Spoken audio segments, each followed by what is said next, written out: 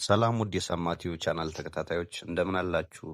ዛሬ ላይ ብዙዎቻችንን የሚያሳስብ በራስ መተማመናችን ላይ ተጽዕኖ የሚያደርግ የቆዳ ችግር ይዘን ቀርበናል። እነሱም የፊት ነጠብጣብ፣ ለምጥና ቡግር ናቸው። እነዚህ ችግሮች ከየት ይመጣሉ? ዘላቂ መፍትሄስ አላቸው? በዚህ ቪዲዮ ውስጥ የችግሮቹን ስር የሰደዱ መንስኤዎች በሳይንሳዊ መንገድ አይተን በቤት ውስጥና በሕክምና ባለሙያ እርዳታ ልንወስዳቸው ስለሚገቡ ውጤታማ መፍትሄዎች በሰፊው እንወያያለን። ቪዲዮውን እስከ መጨረሻው እንድትከታተሉ እንዲሁም ላይክ፣ ሼር፣ ሰብስክራይብ በማድረግ አብራችሁን እንድትቆዩ በአክብሮት እጠይቃለሁ። በክፍል 1 ቡግርን እንመለከታለን። የቡግር መንስኤዎችና መፍትሄዎች። ከሁሉም የፊት ችግሮች በጉርምስናም ሆነ በጎልማሳነት ዕድሜ ላይ በብዛት የሚስተዋለው ቡግር ነው። ቡግር ምንድን ነው? ቡግር ማለት የፀጉር መውጫ ቀዳዳዎች በቅባት፣ በሞቱ የቆዳ ህዋሳት እና በባክቴሪያ አማካኝነት ሲደፈኑ የሚፈጠር እብጠት ነው። በዋናነት የሚታየው በግንባር፣ በጉንጭና ባገጭ ላይ ነው። የቡግር ዋና ዋና መንስኤዎች የምንላቸው የሆርሞን መለዋወጥ፣ በጉርምስና ዕድሜ የወር አበባ ዑደት፣ እርግዝና ወይም ደግሞ እንደ ፒኮስ ያሉ የጤና ችግሮች ወቅት የሚፈጠረው የሆርሞን ወይም አንድሮጅን መጨመር የቅባት ምርትን ያበዛል። ከመጠን ያለፈ የቅባት ምርት ቅባቱ የቆዳ ቀዳዳዎችን ይዘጋል። የሞቱ የቆዳ ህዋሳት በትክክል ሳይወገዱ ሲቀሩ ቀዳዳውን ይደፍናሉ። ባክቴሪያ ፕሮፒዮኒ ባክቴሪየም ፒ አስኔስ የሚባል ባክቴሪያ በተዘጋው ቆዳ ላይ ተባዝቶ እብጠትና መቅላት ይፈጥራል። ጭንቀትና አመጋገብ ጭንቀት ሆርሞንን በመቀየርና የተወሰኑ ምግቦች እንደ ከፍተኛ ስኳር ያላቸው ምግቦች ማለት ነው ደግሞ እብጠትን በማባባስ ለቡግር አስተዋጽኦ ያደርጋሉ። ለቡግር የሚመከሩ መፍትሄዎች ምን ናቸው የሚለውን ስናይ የቤት ውስጥ እንክብካቤ የመጀመሪያውና ዋነኛው ነው። ይህም የዕለት ከዕለት የቆዳ ማጽዳት ስራ። ፊትን በቀን 2 ጊዜ በሳሙና መታጠብ ግድ ነው። የቆዳ መፋቅ በሳሊሲሊክ አሲድ ወይም ቤንዞይል ፔሮክሳይድ የያዙ ምርቶችን መጠቀም የተዘጉ ቀዳዳዎችን ለመክፈትና ባክቴሪያን ለመግደል ይረዳል። እጅን ማስወገድ ቡግር ካለቦት ብጉሩን በእጅ አለመንካት ወይም አለመጨፍለቅ።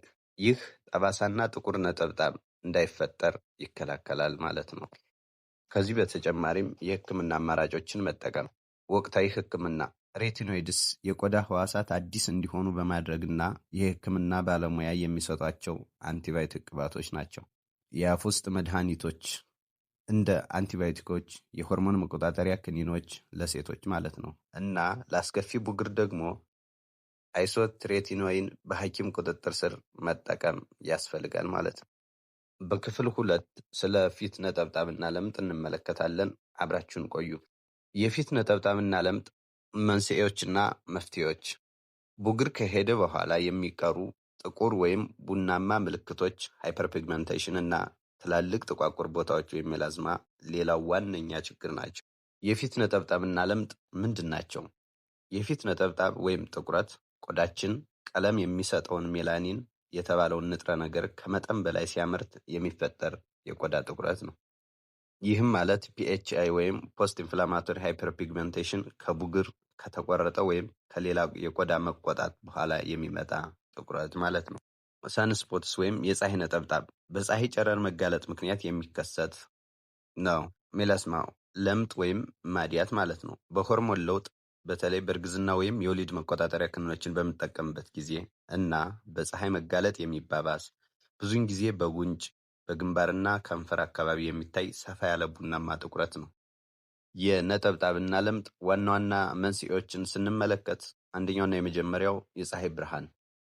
የፀሐይ ብርሃን ወይም አልትራቫዮሌት ጨረር ሜላኒን እንዲመረት ዋናው ቀስቃሽ ነው። ለምጥ ያለባቸው ሰዎች ከፀሐይ ራሳቸውን መጠበቅ ግዴታ ነው። ሆርሞኖች ለምጥ በዋነኝነት በሆርሞን ለውጥ ይከሰታል። የቆዳ መቆጣት ወይም ቁስል ኢንፍላሜሽን ኢንጀሪ ከቁስል ወይም ከቡግር በኋላ የሚመጣ ጥቁር ነጠብጣብ ወይም ፒኤች ነው። መድኃኒቶች አንዳንድ መድኃኒቶች የቆዳን ስሜታዊነት ለፀሐይ እንዲጨምር በማድረግ ለጥቁረት ሊዳርጉ ይችላሉ። ለነጠብጣብና ለምጥ የሚመከሩ መፍትሄዎች እንደሚከተለው ቀርበዋል። እስከ ቪዲዮ መጨረሻ አብራችሁን እንድትቆዩ ጋብዛለሁ። ዋናውና የመጀመሪያው ትልቁ መፍትሄ የፀሐይ መከላከያ መጠቀም ነው። በየቀኑ ቤት ውስጥም ሆነ ውጭ ቢያንስ SPF 30 እና ሰፊ ስፔክትረም ያለው የፀሐይ መከላከያ መቀባት። በየ2 እስከ 3 ሰዓቱ መደገም አለበት። ኮፍያና የፀሐይ መነጽር መጠቀምም እጅግ አስፈላጊ ነው። ንቁ ንጥረ ነገሮች ሃይድሮኪኖን የሜላኒን ምርትን የሚቀንስ ኃይለኛ የህክምና ቅባት ነው። በህክምና ትዕዛዝ ብቻ ይሰጣል። አዜላይክ አሲድ ለቡግርና ለነጠብጣብ የሚጠቅም የቆዳን ቀለም የማስተካከል አቅም ያለው ቅባት ነው። ኮጂክ አሲድ እና አርቡቲን የሜላኒን ምርትን የሚገቱ ተፈጥሯዊ ውጤታማ ንጥረ ነገሮች ናቸው። ቪታሚን ሲ የፀሐይ ጉዳትን የሚከላከልና ቆዳን የሚያበራ አንቲኦክሲዳንት መድኃኒት ነው። ሬቲኖይድስ የቆዳ ህዋሳት አዲስ እንዲሆኑ በማገዝ የነጠብጣብ መጥፋትን ያፋጥናሉ። ሙያዊ ህክምና ኬሚካል ልጦች ወይም ኬሚካል ፒልስ የቆዳን የላይኛውን ክፍል በመላጥ አዲስ ቆዳ እንዲተካ የማድረግ ዘዴ ነው። ሌዘር ህክምና ወይም ሌዘር ቴራፒ የሜላኒን ክምችቶችን ለማፍረስ የሚውል ዘመናዊ ህክምና ወይም በቆዳ ህክምና ባለሙያዎች የሚሰጥ የህክምና ዘዴ ነው። በክፍል 3 ስለ አጠቃላይ የቆዳ ጤንነትና መከላከል እናያለን። ቆዳችንን ከነዚህ ችግሮች ለመጠበቅ በአጠቃላይ መከተል ያለብን የዕለት ተዕለት የህይወት ዘይቤዎች አሉ። ከነዚህም መካከል እንደሚከተሉት ቀርበዋል። የተመጣጠነ ምግብ መመገብ፣ በኦሜጋ 3 እና በጸረ ኦክሲዳንት የበለጸጉ ምግቦችን ለምሳሌ እንደ ፍራፍሬ፣ አትክልት፣ ለውዝ መመገብ የቆዳ እብጠትን ይቀንሳል። ብዙ ውሃ መጠጣትም አስፈላጊ ነው። የዕለት ከዕለት የቆዳ እንክብካቤ ማድረግ ለምሳሌ ማጽዳት፣ ማስተካከል፣ ማርጠብ፣ መከላከል የሚለውን ህግ መከተል። የቆዳ ባለሙያ ማማከር ማንኛውም የቤት ውስጥ መፍትሄ ካልሰራ ወይም ችግሩ ከባድ ከሆነ ትክክለኛውን ምርመራና ህክምና ለማግኘት የቆዳ ህክምና ባለሙያ ማማከር ግድ ይላል። የፊት ነጠብጣብ፣ ለምጥና ብጉር ጊዜና ትዕግስት የሚጠይቁ የቆዳ ችግሮች ናቸው። ነገር ግን በትክክለኛው እውቀት በቋሚነት የፀሐይ መከላከያ በመጠቀምና ችግሩን ባመጣው መንስኤ ላይ በተመሰረተና ዘላቂ መፍትሄ ማግኘት ይቻላል። ይህን ቪዲዮ ከወደዳችሁት ላይክ አድርጉት፣ ለጓደኞቻችሁ ሼር አድርጉና አስተያየታችሁን ደግሞ ኮሜንት ላይ አሳውቁኝ። ለቀጣይ ቪዲዮዎች እንዳያመልጣችሁ ቻናሌን ሰብስክራይብ በማድረግ የደወል ምልክቷን መጫናችሁን አይርሱ።